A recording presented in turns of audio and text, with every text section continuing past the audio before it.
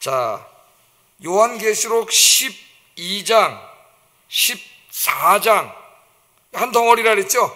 막간, 세 번째 나오는 막간 덩어리인데 어디와 어디 사이에 있다 그랬어요. 여기 이제 복습 한번 해보겠습니다. 복습. 자꾸 잊어먹죠? 그래서 자꾸 보면서 복습을 하셔야 돼요. 산 전체 모양을 알아야 됩니다. 산 전체 모양, 요한계시록 구조를 알고 그 가운데 이제 오늘 13장이 어디에 있는지를 알아야 돼요. 일주일에 한 번씩 하다 보니까 자꾸 잊어버려. 그죠? 연세가 이제 한 살씩 더 많을수록 더 잘, 꼭 그런 건 아니에요. 난 나이가 많으니까 금방 잊어버려. 그렇게 생각하지 말라 그랬죠, 제가. 그렇게 생각하면 안 됩니다. 나이가 90이 돼도 기억력이 더 또렷하고 똑똑한 분들이 있으니까 나이하고 상관이 없어요, 여러분. 그런 말은 절대 하지 마세요. 그러면 진짜 맨날 잊어먹고 깜빡깜빡 이런 사람 돼요. 자, 멀리 공부한 건 내버려 두고 지금 7대접 심판 공부했어요, 안 했어요? 안 했죠? 그래서 7째 나팔이 분 다음에 그 다음에 7대접 심판이 나와야 되는데, 그죠? 근데 요한계시록 읽으면 11장 19절에 7 나팔 재앙을 이야기한 다음에 7대접 심판은 15장에 가서 나와. 그죠? 그러면 그 사이에 12장과 14장이 이렇게 끼어 있다 그랬어요.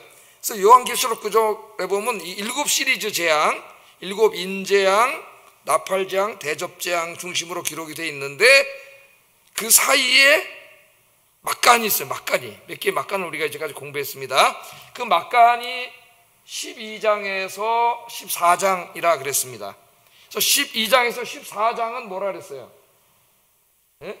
14장에서 12장은 영적인 전쟁, 교회와 사탄과의 영적인 전쟁을 보여준다 그랬습니다. 그게 이제 언제 벌어지냐면 지난주에 공부했죠. 예수님이 2000년 전에 오셨고 이제 앞으로 오실 텐데 아직 오시지 않으셨죠. 재림하지 않으셨어요. 이 사이에 7 인, 7 나팔, 7 대접, 이 모든 것들이 다 이 사이에 일어날 일들이라 그랬습니다.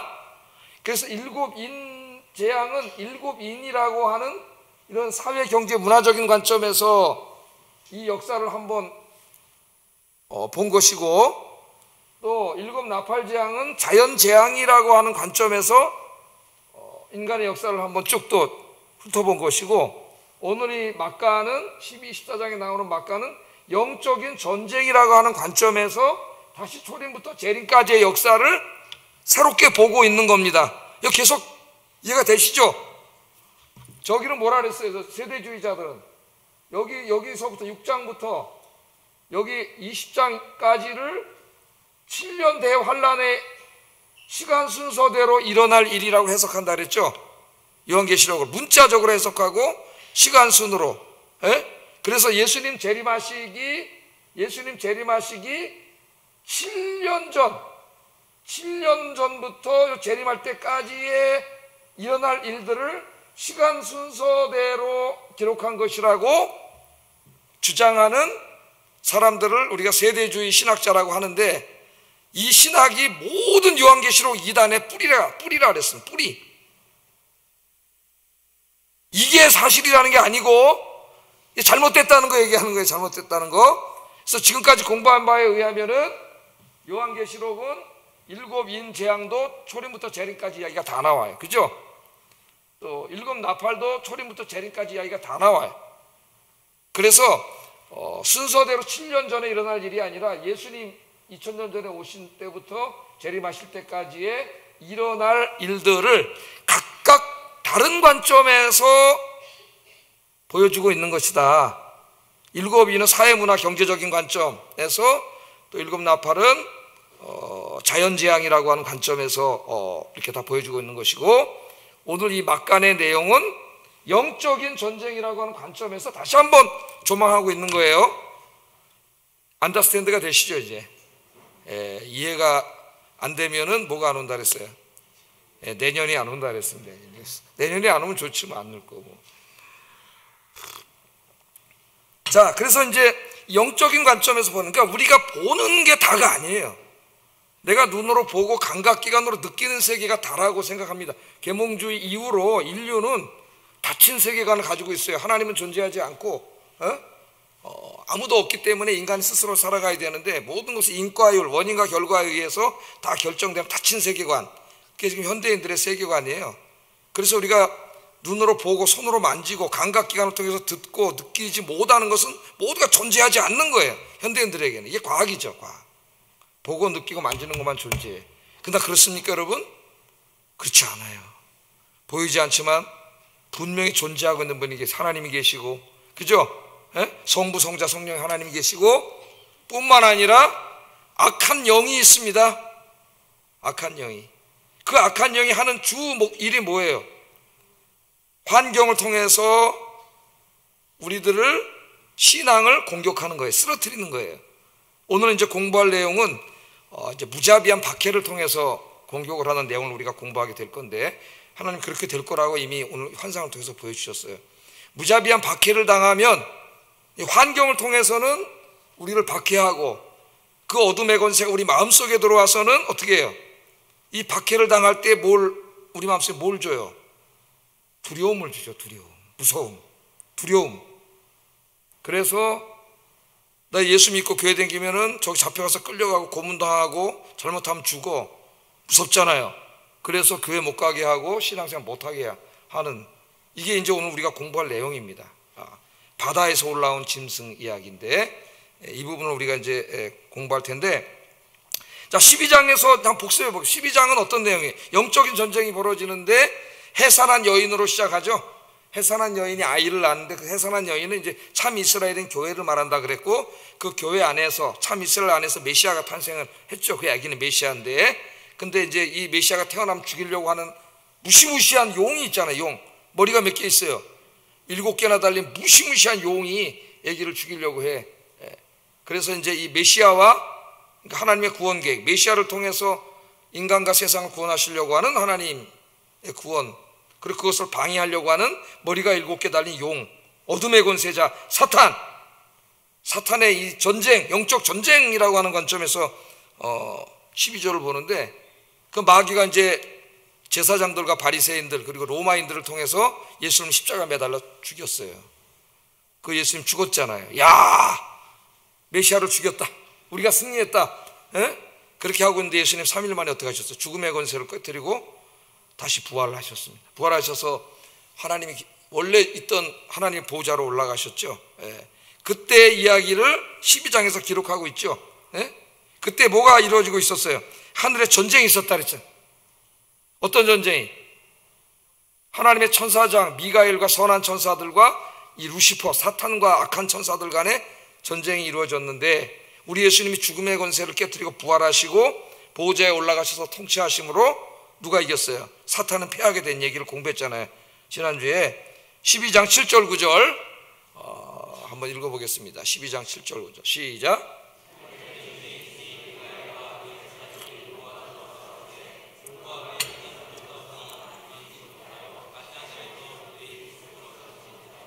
큰 용이 내쫓기니 옛뱀 곧 마귀라고도 하고 사탄이라고도 하며 온 천하를 꾀는 자라. 그 땅으로 내쫓기니 그의 사자들도 그와 함께 내쫓기니라. 그래서 공중에서 이제 이 영적인 전쟁에서 패배하고 쫓겨났어요. 어디로 쫓겨났어요? 땅으로 쫓겨났어요. 인간이 사는 이곳으로. 이걸 아셔야 돼요. 마귀들이, 이 엄청나게 많은 이 마귀들이 쫓겨났습니다. 이 땅으로 쫓겨났는데, 성경에서는 이 사건을 사탄을 무저갱에 갇힌 사건이라고 이야기를 해요. 무저갱. 근데 무저갱은 진짜 어떤 무저갱이라는 것이 있는 것이 아니라 그랬죠. 사탄의 권세로 심판하시고 사탄의 권력과 힘을 하나님이 굉장히 약화시켜 놓으신 상태, 그걸 무저갱에 갇혔다고 얘기합니다. 그래서 보면은 여러분 그 누가복음 8장 31절에 보면은 예수님이 이제 거라사인의 땅에 갔다가 군대 마귀 들린 사람을 만나요. 마귀가 군대 마귀 귀신이 하나 들어간 게 아니에요. 네 이름이 뭐냐 그랬더니 뭐라 그래요? My name is Ami. 나는 군대라 그래. 군대. 무시무시한 거예요. 이게 군대 마귀가 귀신이 잔뜩 들어간 거예요. 돼지 떼 200마리가 가서 죽었으니까 200 귀신이 들어온 거예요. 이게. 그런데 이제 예수님을 보고 그냥 보자마자 어떻게 해요? 무서워서 떨죠. 그러면서 뭐라 그래요? 우리를 무적행에 보내지 말아달라 그래요. 무적행으로.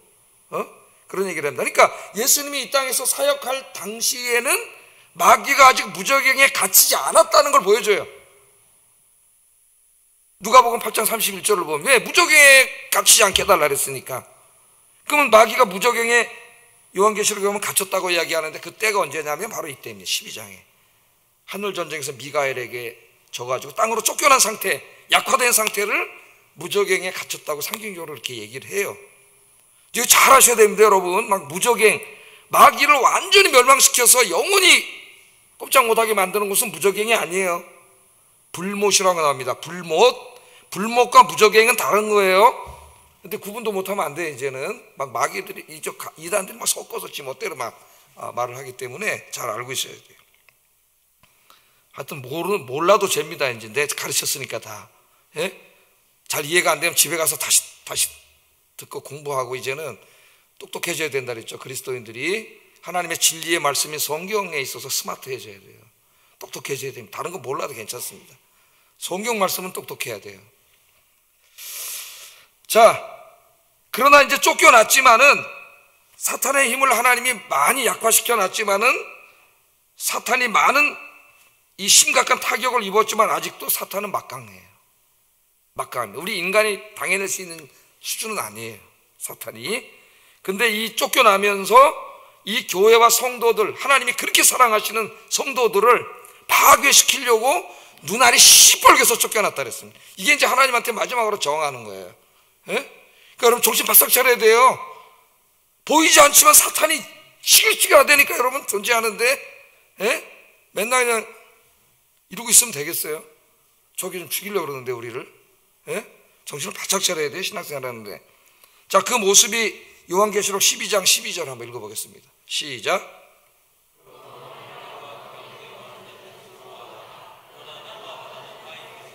이는 마귀가 자기의 때가 얼마 남지 않은 줄을 알므로 크게 분내어 너희에게 내려갔다 그러잖아요. 예? 우리가 정신 차려야 된다는 거예요. 크게 분이 나가지고 전쟁은 졌잖아요. 영적인 전쟁. 이제 졌기 때문에 자기의 완전히 심판받아야 될 날이, 불못에 가서 갇혀야 될 날이 얼마 안 남았다는 것을 알고 있다래요. 마귀가 알고 있어요. 그때까지 마귀가 하려는 일은 뭡니까? 지금 교회와 성도를 파괴시키는 거예요. 교회와 성도를 파괴시키는. 그래서 내려갔다고. 요한계시록 12장 17절에 한번 읽어보겠습니다. 시작.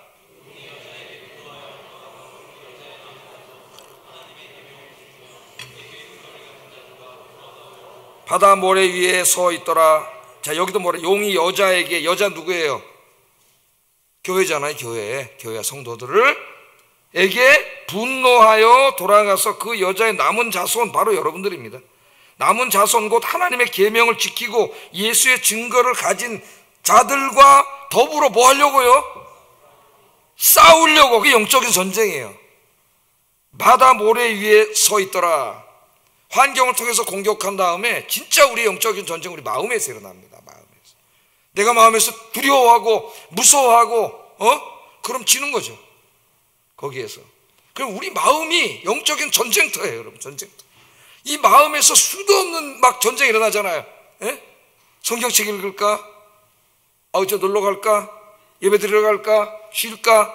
수도 없는 이 전쟁이 우리 마음속에서 일어나는데, 예배 드리러 갈까는 누가 주는 마음일까요? 성령님이 주신 마음. 그냥 쉴까? 누가 주는 마음일까요? 마귀가 주는 마음이에요. 영적인 전쟁에서 지지 마세요. 예? 승리하시기를 주의 이름으로 축복합니다. 예. 자, 이제 그렇게 해서 12장이 끝난 건 이제 복습했습니다. 12장까지 이해가 되셨죠? 예. 이제 13장에 보면은 그럼 이 땅으로 쫓겨나가지고 분이 나가지고 성도들을 쓰러뜨리려고 하는 이 마귀가 어떻게 교회와 성도들을 공격하느냐, 그것을 보여주는 게 13장의 환상이에요. 하나님이 다 보여주셨어요. 두 가지가 나옵니다. 하나는 바다에서 올라온 짐승. 오늘 이제 바다에서 올라온 짐승의 모습으로, 내일 다음 주에 공부할 것은 땅에서 올라온 짐승의 모습으로 이 두 가지 마귀가 사용하는 무기가 이걸 보여줍니다. 그래서 오늘은 이제 바다에서 올라온 환상인데, 자 1절 2절에 어떤 환상인가 한번 보겠습니다. 1절 2절 시작.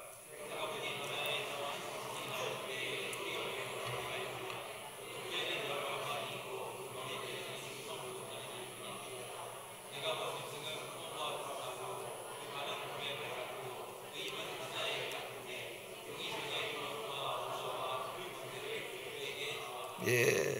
그래서 이제 그 용이 그냥 탁막 분이 잔뜩 나가지고 이제 성도들과 교회를 파괴시키려고 딱 혈안이 되고 있는 모습이 지나가면서 13장을 이제 또 요한이 보니까 바다에서 짐승이 하나 싹 올라와요. 짐승이 올라오는데 어때요? 뿔이 몇 개 있어요? 머리가 몇 개요? 7개. 용도 머리가 7개 있었습니다. 머리가 7개예요. 그 다음에 뿔은 몇 개예요? 뿔은 10개가 있어요. 10개가. 그리고 그 뿔에는 뭐가 있어요? 10왕관을 썼어요. 왕관을. 그런데 그 머리 7개에는 뭐가 있어요? 신성 모독하는 이름들이 있어요. 하나님을 조롱하고 모독하는 이름들이 거기 다 기록되어 있습니다. 근데 그 짐승을 가만히 보니까 뭐처럼 생겼어요? 모습은 표범과 비슷하게 생겼는데 발을 보니까 또 표범 발보다 더 센 게 누구 발이에요? 곰의 발이에요. 곰의 발이에요. 근데 그 입은 또 뭐예요? 곰의 입하고는 상관대도 안 되는 사자의 입 같은데 그런 희한하게 생긴 괴물입니다. 근데 용이 이 짐승에게 뭘 줘요? 자기가 가지고 있는 능력과 보호자의 큰 권세를 그 짐승에게 줬다. 이걸 본 겁니다. 지금 이 그림을 본 거예요. 자, 다니엘서 2장 8절 7장 2절 8절에도 보면 하나님을 대적하는 사악한 짐승이 바다에서 나와요. 이 다니엘 7장하고 이제 연결된 말씀인데 그 다니엘 7장 2절 3절도 한번 읽어보겠습니다. 시작.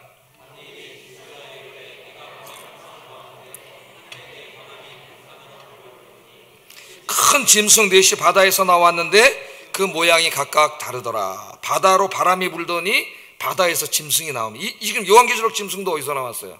바다에서는. 계시록에 나오는 짐승도 어디서 나왔어요? 바다에서 나왔어요.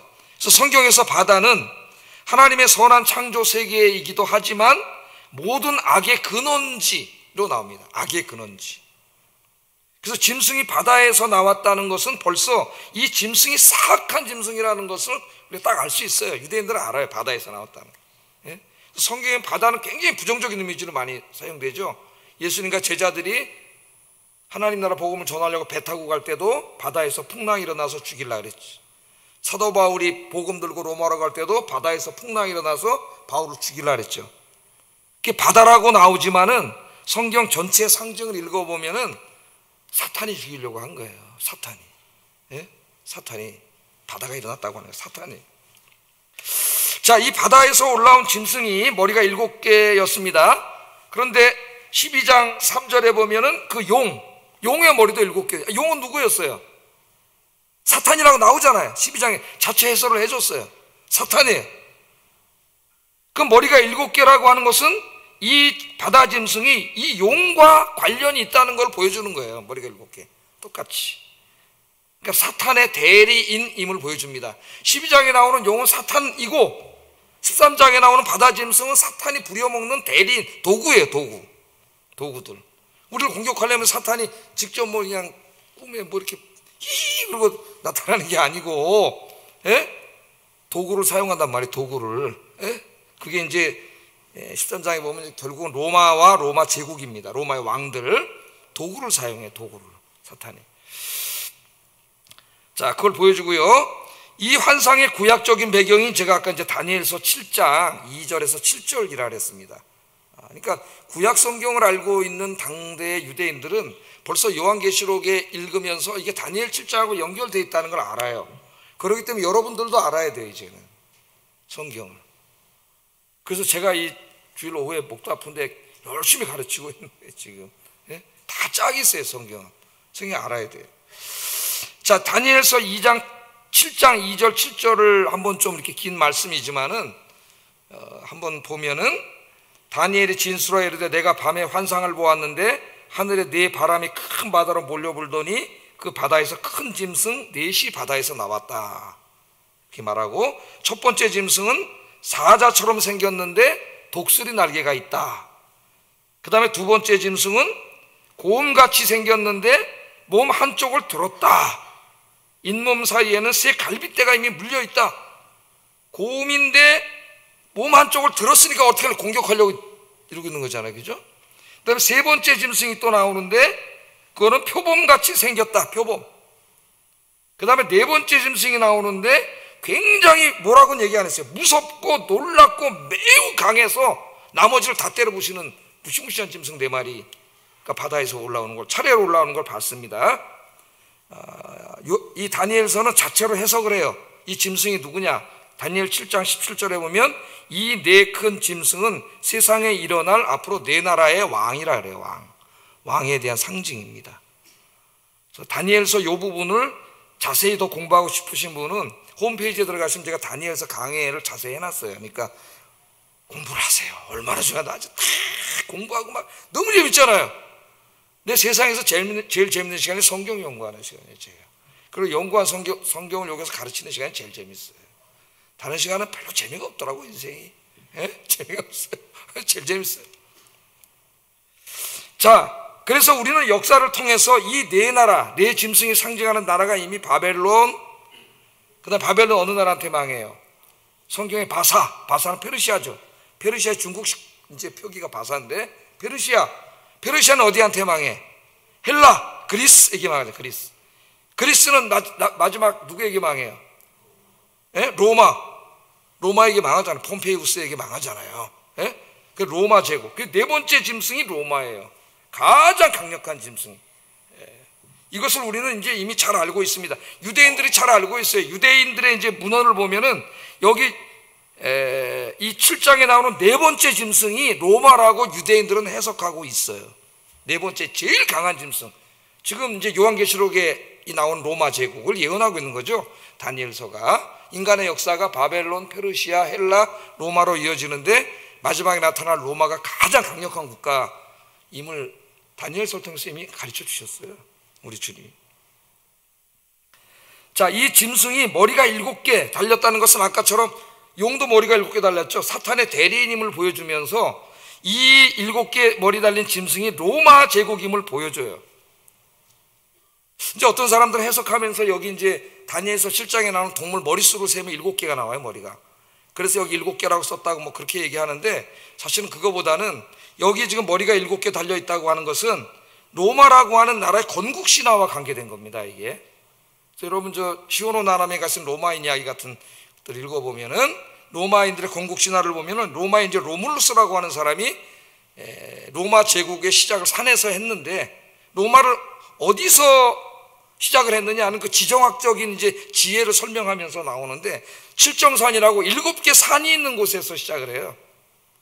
그래서 여기 7이라고 하면은 로마인들은 다 알아요. 이게 로마 제국이라고 하는 거를. 예? 머리가 7개 있다는 것은 칠정산 7개 산에다 로마 제국을 세운 그 모습을 반영하고 있는 거예요. 이것이. 그래서 여기 나오는 이제 이 머리가 7개, 사탄의 대리인으로 나오는 머리가 7개 달린 짐승은 로마입니다. 다니엘서 관점에서 보더라도 그렇고 로마의 건국신화 관점에서 보더라도 이건 로마 제국임이 틀림없어요. 로마 제국. 자, 그런데 이 바다의 짐승이 머리가 7개인데 10개의 뿔이 있고 10개의 왕관이 있다 그랬습니다. 10개의 뿔과 왕관이. 그 옛날에 이제 막 이상한 종말론, 거짓말, 가짜 종말론만 하는 사람들이 여기 이제 10개 뿔이 있다 그래가지고 옛날에 유럽 연합이 맨 처음에 10개로 구성돼가 있어요. 그래 그게 또 유럽 연합을 얘기한다고 그러고 막 한참 떠들고 댕겼어요. 예? 근데 지금 유럽 연합이 32개인가 돼버렸어요. 그러니까 쏙 들어가 버렸어요. 다 이제 거짓말이잖아요. 말도 안 되는.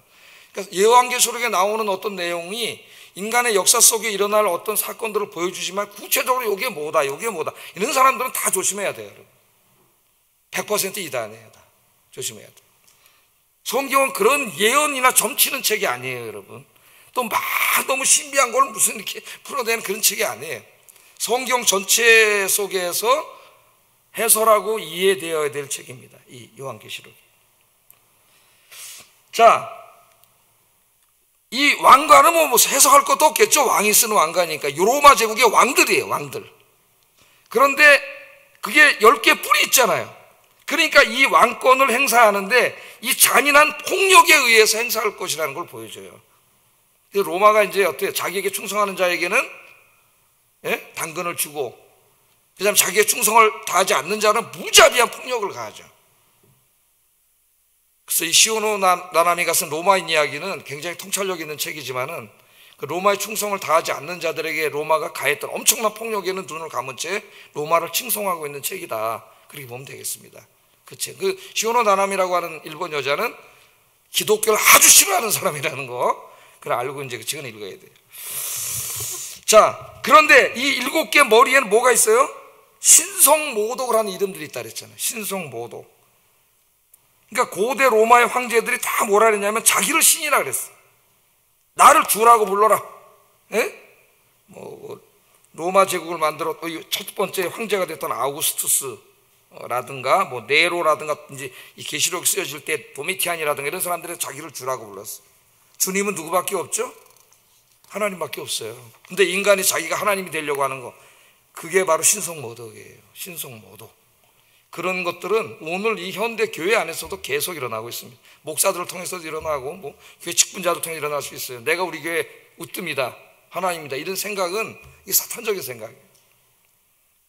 자, 그런데 이 짐승은 표범처럼 생겼고 발은 고매발이고 입은 사자입.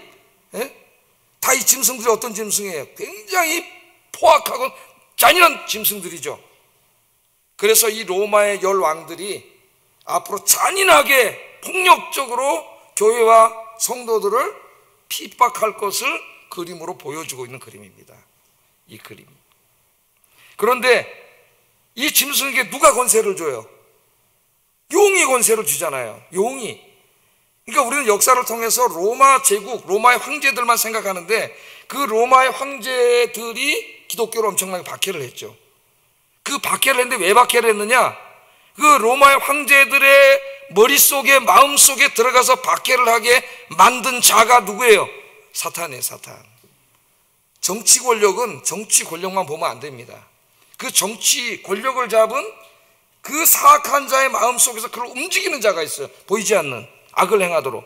자, 예를 들어 저 러시아의 푸틴, 저 무고한 그 우크라이나 주민을 침략해서 지금 무자비하게 박해를 가하고 있는데, 전쟁을 일으키고 있는데, 그 푸틴의 마음속에 누가 저렇게 하고 있느냐? 사탄이 그렇게 하고 있는 거예요.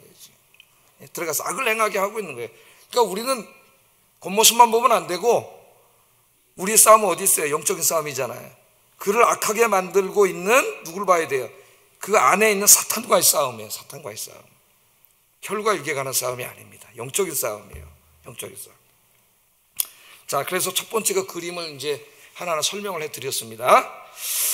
자, 이 바다 짐승은 로마 황제인데, 로마 황제들인데, 단순히 로마 황제들만을 말하는 게 아니라, 이제 아까 그 얘기했던 예수님 오실 때까지 인간의 역사 속에 존재할 모든 그런 기독교 박해 세력들을 상징하고 있는 거죠. 그거의 하나의 프로토타입, 하나의 전형이라고 할 수가 있겠어요. 앞으로 로마 제국과 같은 형태의 그 엄청나게 권력과 힘을 가진 그런 세력이 주님 오실 때까지 교회와 성도들을 핍박하고 박해하는 일이 계속 이루어질 것을 보여주고 있는 겁니다. 이 그림. 단지 그 로마 이야기라면 그건 역사책이죠, 성경이. 성경은 역사를 다루지만 역사책은 아니에요. 그건 하나의 모형일 뿐이고 앞으로 일어날 모든 지금도 보여주고 있습니다. 자, 그래서 그 다음 말씀을 읽어보면 3절부터 4절 우리 한번 읽어보겠습니다. 시작.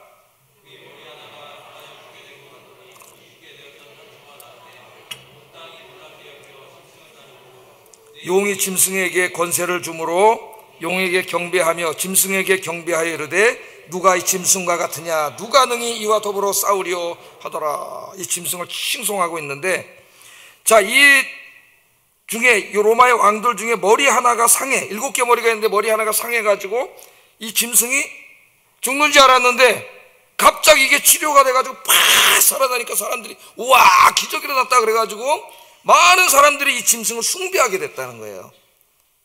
그래서 여기 머리가 하나 상했다가 다 죽게 됐다가 살아난 왕이 누구냐. 그래서 이제 신학자들이 또 막 공부를 했습니다. 뭐 베시파시안이다, 뭐 갈리귤라다, 네로다, 도미티안이다, 뭐 누굴 수도 있습니다. 신성모독을 하는 황제들. 그게 누구냐는 그렇게 중요하지 않아요. 로마의 황제들인 건 분명해요. 그런데 이들이 짐승을 경배한다 그랬잖아요, 사람들이. 그 경배한다는 건 뭐냐면은 로마의 국가 종교였던 황제 숭배를 말합니다. 황제 숭배. 이걸 임페리얼 컬트라 그래요. 임페리얼 컬트. 그러니까 당시 로마가 군사력을 바탕으로 주변의 나라들 하나하나 점령해 나갑니다. 그래서 점령해 나가면서 그 방대한 나라를 어떻게 다스리겠어요? 다 다스리려면은 신속하게 그날 도착할 수 있어야 돼요. 그래서 로마는 다른 나라를 정복하면 반드시 로마에서 거기로 이어지는 도로를 만들어요. 계속 도로를 만듭니다.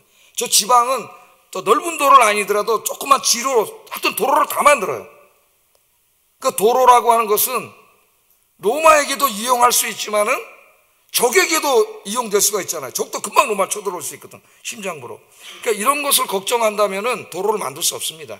이런 소극적인 생각을 가진 사람. 로마는 적극적인 생각을 가져요. 그래서 로마는 적도 사용할 수 있지만 도로를 다 만들어서 로마 제국, 그 방대한 로마 제국 안에 어디든지 신속하게 도달할 수 있는 도로를 다 만들어. 그러니까 로마는 토목공사를 그때부터 일으킨 나라예요. 도로를 다 만들어. 그래서 모든 길은 어디로 통한다는 소문이 있어. 넓은 길 다 따라가면 로마로 가. 모든 길은 로마로 간다. 그래서 이 역사의 위대한 업적을 남긴 사람은 다 토목공사하는 사람들이에요. 도로를 만들고 막 건물을 세우고 문명을 만들잖아요, 막. 로마가 그런 나라입니다. 자, 그 이제 방대한 제국이잖아요. 그 지중해 연안에 지금 그 로마 제국을 다 좀 나라 수만 해도 수십 개가 넘는데 여길 다 다스리려다 보니까 쉽지가 않아요. 언어도 다르고 문화도 다르고 종교도 다르고 다 달라. 그럼 이 모든 이 로마 시민들을 이 다양한 언어와 문화를 가진 민족들을 하나의 로마 시민으로 만들기 위해서는 어떤 그들을 하나로 이렇게 묶어낼 수 있는 이데올로기가 필요해요. 그게 정치인들이 하는 거예요. 정치하는 사람들이. 통치 이데올로기라 그러지, 그걸. 통치 이데올로기. 잘 살아보세. 뭐 이런 겁니다. 하나로 다 끌어모을 수 있는. 인간은 그게 되지가 않아요. 그러니까 누구냐면 로마 황제를 신격화 시킨 거예요. 신이야, 신. 신이야. 그래서 모든 그 로마의 시민들이 다 황제를 예배를 드림으로써 하나의 로마가 되게 만들려고 했던 거예요. 하나의 로마. 대단한 거죠.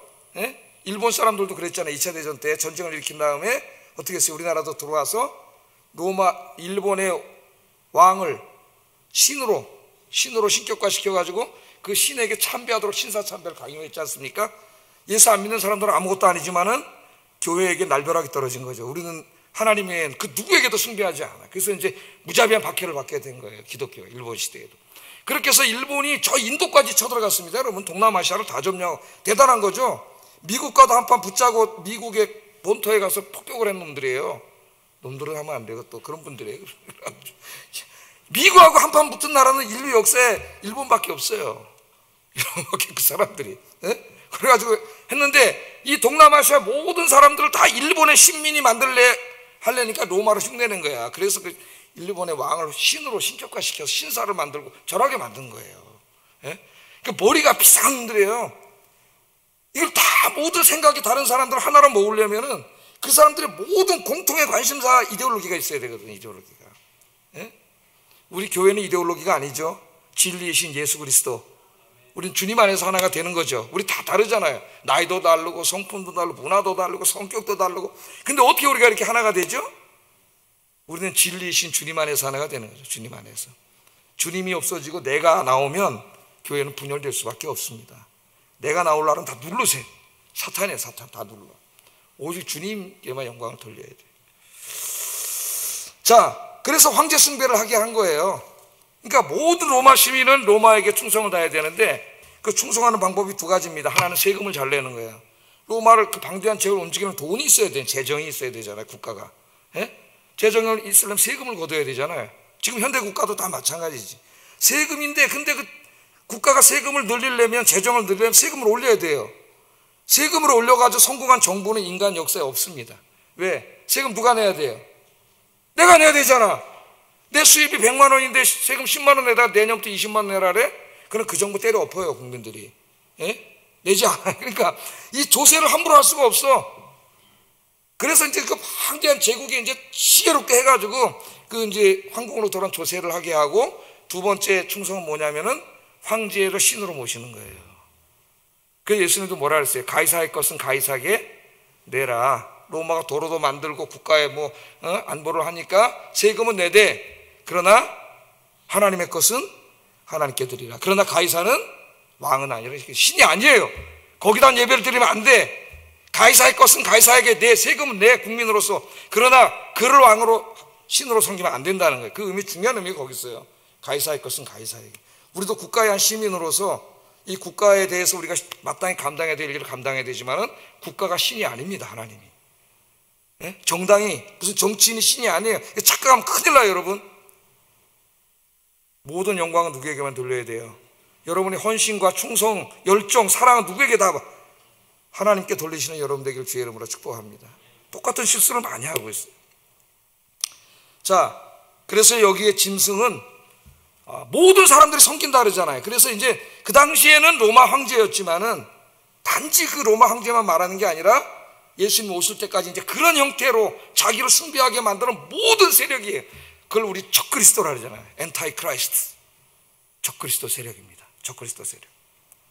자, 이 적그리스도 세력인데 그 적그리스도 세력이 계속 있을 거예요. 주님 오실 때까지. 42달 동안 권세를 받는다 그랬습니다. 그러니까 이 용이, 사탄이 이 적그리스도 세력에게 42달 동안 권세를 줘. 5절 6절 한번 읽어봅니다. 시작.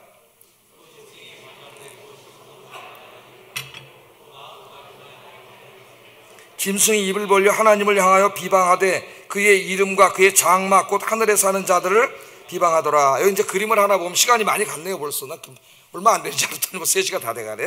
여기 이제 보면 금방 알 수 있죠. 우리 이제 42달, 예? 한때 두때 반때 1260일은 다 예수님의 초림부터 재림까지의 이 긴 기간을 상징하는 기간이라는 것을 여러 번 공부했습니다. 그죠? 이제는 여기 나서 7년 대화하려 이런 얘기 안 하겠죠. 여러 번 얘기했어요. 자, 42달 동안 권세를 받았는데, 이 짐승들이 뭐래요? 사탄으로부터 권세를 받아서 신성모독 하는 것이 이제 주 일입니다. 이들이. 그리고 이 초림과 재림 기간 동안 이런 세력들이 계속 나타날 것이다. 그 우리나라도 이제 편안하게 있었어요. 일제시대에는 막 고난을 당하고 또 조선 말에도 막 정부로부터 엄청나게 죽었죠. 순교를 엄청 한 나라예요, 우리나라가. 기독교인들을 우리나라만큼 많이 때려 죽인 나라도 드물 정도로 죽였습니다. 조선 말에도 그렇고. 지금 북한에서 죽이고 있어요, 다. 엄청나게 여러 나라들이 있는데, 그동안은 편안하게 신앙생활 하다가 지난번 코로나 때 이게 전혀 생각하지도 못하는 코로나가 닥쳐와가지고 교회가 엄청나게 박해를 받고 예배 방해를 받고 이런 일들을 잠깐 체험했어요, 우리가. 잠깐. 코로나라고 하는 전염병 때문에 이게 막 뒤섞여가지고 이제 참 혼란스럽기도 했는데, 그런 것들을 우리가 잠깐 경험을 했습니다. 막 교회 공무원, 경찰이 옷을 입고 들어와서 점검을 하고 이런 있을 수 없는 자유민주주의 국가에서 이런 일들을 막 그냥 버렸어요, 정부에서. 그때 우리는 약간 느꼈어요. 아, 이게 지금 그건 단지 코로나 때문에 그러는 거지만은 이게 지금 다른 형태로 나타날 수 있다는 걸 우리가 저 북한에서 내려오면은 비교가 될 수 없겠죠. 제가 제일 먼저 가서 죽을 겁니다, 아마. 우리 잘 생각을 해야 돼요. 자, 그런데 요한이 보니까 이 짐승이 성도들을 싸워서 이긴다 그래요, 이게. 7절 한번 읽어보겠습니다. 또 권세를 받아 성도들과 싸워서 이겨. 상당히 당황스러운 말씀입니다. 사탄의 대리인이 이 짐승 적그리스도가 어떻게 하나님의 백성의 공동체인 교회와 성도들을 이길 수 있는가, 이런 생각이 들죠. 이것은 이미 12장에서 이 기간 동안에 하나님께서 교회를 지키시고 보호하신다고 약속하셨는데 이게 상치되는 말씀이 아닙니까? 성경을 유심히 읽는 사람이라면 그렇게 말할 수가 있어요. 여기서 짐승이 이긴다는 것은 본질적인 승리가 아니라 표면적인 승리입니다. 똑같은 거, 예수님을 죽여놓고 이겼다 했는데 사실은 진 거죠. 예수님 사망의 권세를 깨고 부활하심으로 인류를 구원하셨어요. 그래서 여기서 나오는 것은 뭐냐면은 짐승이 이긴 게 아니에요. 짐승이 죽음으로 기독교인들을 위협함에도 불구하고 그리스도인들이 죽음 앞에서도 신앙을 포기하지 않고 이긴 거예요. 그래서 순교한 거예요. 순교. 요한계시록에서는 가장 큰 승리가 순교입니다. 순교. 저들이 내 목숨을 위협하고 죽이려고 하는데 그럼 사람들이 무섭잖아요. 목숨은 하나인데 대부분 거기서 엄청나게 많이 이제 배교를 하게 돼요. 그런데 여기 참다운 믿음의 사람들은 순교했어요. 자기 목숨을 바쳤어요. 그래서 순교는 이기는 거예요. 마귀는 꼼짝 못하는 거예요. 마귀가 우리에게 사용할 수 있는 마지막 무기가 뭐냐면 죽음입니다. 왜? 인간은 모든 사람이 죽음을 두려워해요. 칼을 갖다 목에다 확 댔는데 어떻게 할 거예요, 여러분? 예? 죽인다는데 무서운 거예요. 이게 죽음이에요.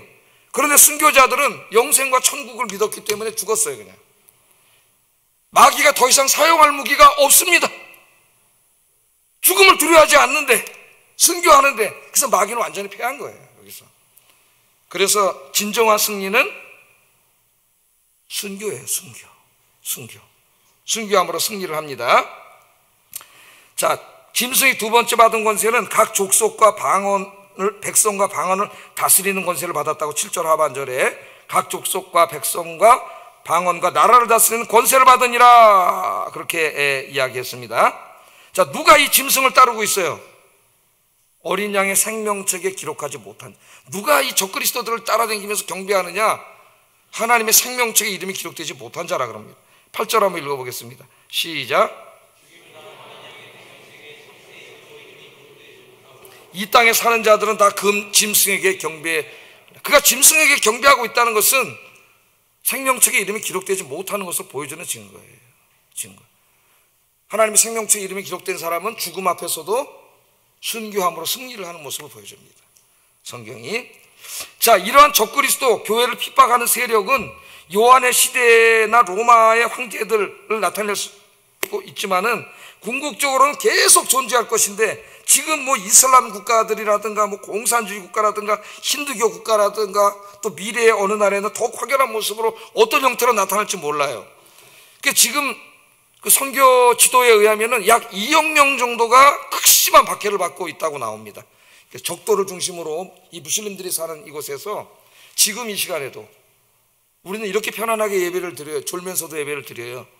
그런데 저 사람들은 잡히면 죽어요. 이렇게 박해를 받는 사람이 몇 명이라고요? 지금 2억 명의 그리스도인들이 박해 속에서도 믿음을 지키고 있습니다. 순교하면서까지. 우리는 너무나 편안해서 신앙생활을 엉망으로 해요. 자, 지금 하나님 나라에 임한다면은 우리는 아무것도 안 해요. 하나님 앞에. 저 사람들 지금 목숨을 바치면서 저렇게 2억 명이 믿음을 지키고 있지 않습니까? 그 모습을 지금 보여주고 있어요. 이런 일들이 계속 일어날 거다. 우리나라도 그랬죠. 한 100년 전에 엄청나게 박해를 받던 나라였고, 지금은 하나님의 은혜 가운데 평온한 가운데 신앙생활을 하고 있습니다. 저희들은 그냥 감사한 거죠. 그냥 여러분 신앙생활을 잘 하셔야 돼요. 평온한 가운데 또 마귀가 또 죽이는 방법이 있어요. 다음 주에 나와. 이제 평안하게 해놓고 죽이는 방법이 있어요. 그 다음 주에 이제 땅에서 올라오는 짐승이 그렇게 해요. 근데 우리 기독교 역사를 보면은 박해 속에서는 교회가 이깁니다. 성도들이. 그런데 이제 이 편안한 가운데서는 다 져요. 상당히 많은 사람들이 져요. 유혹에 넘어가서. 그건 다음 주에 공부를 하도록 하겠습니다. 자, 9절에서 10절 한번 이제 읽겠습니다. 시작.